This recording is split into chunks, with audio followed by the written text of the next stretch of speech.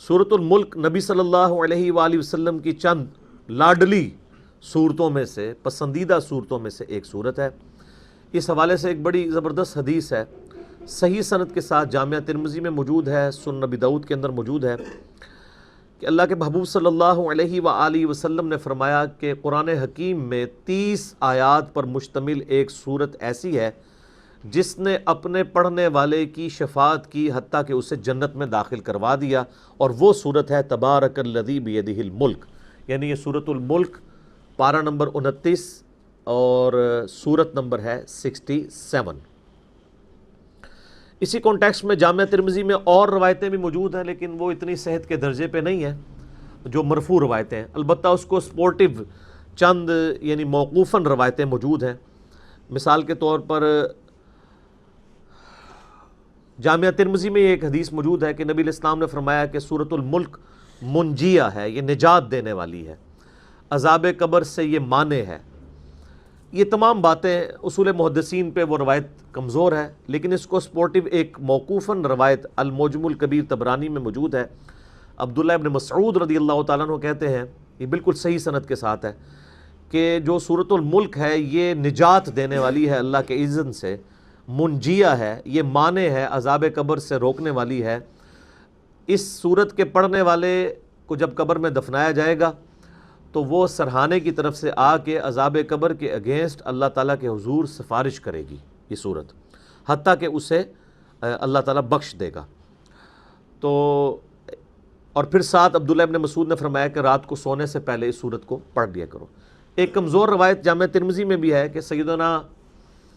یعنی نبی صلی اللہ علیہ وآلہ وسلم کے حوالے سے ہی بیان کیا گیا کہ آپ علیہ السلام بھی رات کو سونے سے پہلے یہ صورت پڑھتے تھے، تو اس کو سپورٹیو یہ روایت بھی ہو جاتی ہے۔ اس طرح ایک اور ہے سیدنا خالد بن معدان کے بارے میں سنن طبرانی کے اندر،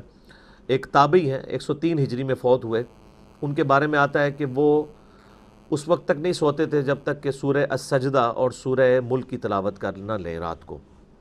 اور وہ کہتے تھے کہ یہ دو صورتیں اللہ کے عذاب سے نجات دینے والی صورتیں ہیں، حتیٰ کہ یہ اللہ تعالیٰ کے ساتھ جھگڑا کریں گی اس کی شان کے لائق، جس طرح ہے کہ یا اللہ یہ بندہ ہمیں پڑھا کرتا تھا، یا تو اس شخص کو چھوڑ دے یا ہمیں اپنی کتاب سے نکال دے، تو اللہ تعالیٰ ان کی شفاعت قبول فرما لے گا۔ یہ تو یعنی مطلقاً بھی روایتیں موجود ہیں۔ مسند احمد میں حدیث موجود ہے کہ نبی علیہ السلام نے فرمایا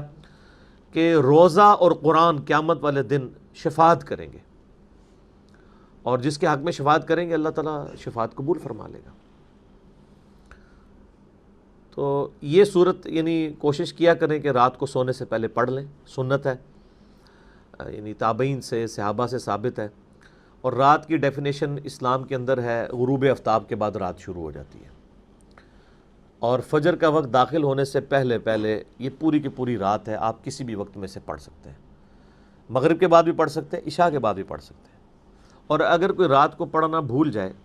تو صحیح مسلم میں ایک حدیث ہے کہ نبی صلی اللہ علیہ وآلہ وسلم نے فرمایا جو شخص رات کے وظائف بھول جائے یا کسی وجہ سے وہ سو جائے